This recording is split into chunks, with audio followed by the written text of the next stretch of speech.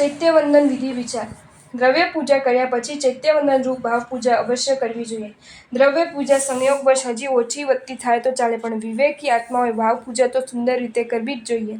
શુભ ભાવ જગાડ્યા માટેનું એ અમોઘ સાધન છે.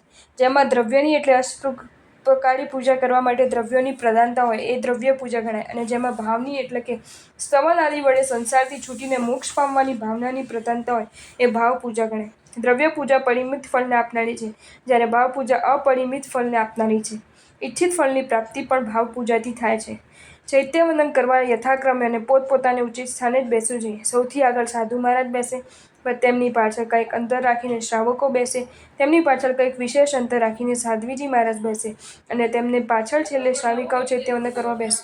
ચૈત્યવંદન કરવા શ્રાવકોએ સાધુ ભગવંતોની પાછળ અને શ્રાવિકોએ સાધ્વીજી મહારાજની પાછળ જ બેસવું જોઈએ, પણ તેમનાથી આગળ બેસાય નહીં. આપણે ચૈત્યવંદન કરવા બેઠા હોઈએ અને પાછળથી ગુરુ મહારાજ પધારે તો આપણે ખસીને તેમને આગળ બેસવાની જગ્યા કરી આપવી જોઈએ. આપણે આગળ જ બેસી રહીએ અને ગુરુ મહારાજને પાછળ બેસવા દઈએ તેમાં તેમની શોભા ઘટતી નથી, પણ ગુરુ મહારાજની આગળ બેઠેલા આપણી જ શોભા ઘટે છે અને ગુરુ મહારાજની અસાધના થાય છે. એ વાત ભૂલવા જેવી નથી. સ્ત્રી પુરુષોએ દેરાસરમાં પોતપોતાને ઉચિત એવી નિયત જગ્યાએ ચૈત્યવંદન કરવા બેસવું જોઈએ.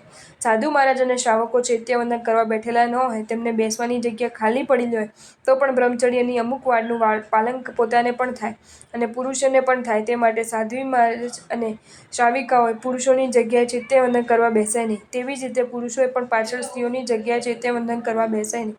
બ્રહ્મચર્યના પાલન માટેની આ કલ્યાણકારી મર્યાદાનું ઉલ્લંઘન કરનાર દોષના ભાગીદાર બને છે. પતિ પત્ની તેમજ અન્ય સ્ત્રી પુરુષો અનિવાર્ય કારણ સિવાય પુરુષોની કે સ્ત્રીઓની કોઈ એક જગ્યાએ સાથે બેસીને ચૈત્યવંદન કરવું મર્યાદા સંગત નથી.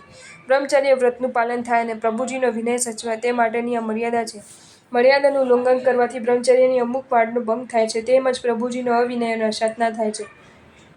સ્ત્રી પુરુષો પોતપોતાને ઉચિત સ્થાને બેસીને ચૈત્યવંદન સાથે કરતા હોય ત્યારે ન આવડતા હોય તો ચોપડીમાં જોઈને પણ ચૈત્યવંદનના સૂત્રો સ્તવંત હોય વગેરે બધું પુરુષોએ બોલવું જોઈએ.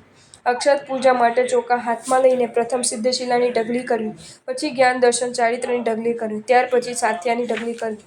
પરંતુ આલેખન કરતી વખતે પ્રથમ સાથિયો કરવો અને છેલ્લે સિદ્ધશિલા આલેખવી. પોતપોતાને ઉચિત સ્થાને ચૈત્યવંદન કરવા બેસી પાટલા ઉપર સાથિયો કરી, ત્રીજી વારની 3 નીસી કરી, આજુબાજુની અને ઉપર નીચેની સર્વ દિશાઓનો ત્યાગ કરી દ્રષ્ટિ માત્ર પ્રભુજી સમક્ષ રાખીને ચૈત્યવંદન કરવું જોઈએ. ચૈત્યવંદન કરતી વખતે દ્રવ્ય પૂજા સંબંધી કોઈ પણ પ્રવૃત્તિ કરવીની નથી.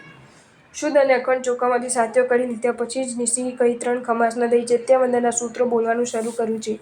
સાથિયો કરતાં કરતાં ચૈત્યવંદનના સૂત્રો બોલાય નહીં. જો તમને આ વિડીયો ગમ્યો હોય તો આ વિડીયોને લાઇક કરો અને શેર કરો, અને આવા જ નવા વિડીયો જોવા માટે જૈન ફેક્ટ્સ એન્ડ સ્ટોરીઝની ચેનલને સબસ્ક્રાઇબ કરો. ધન્યવાદ.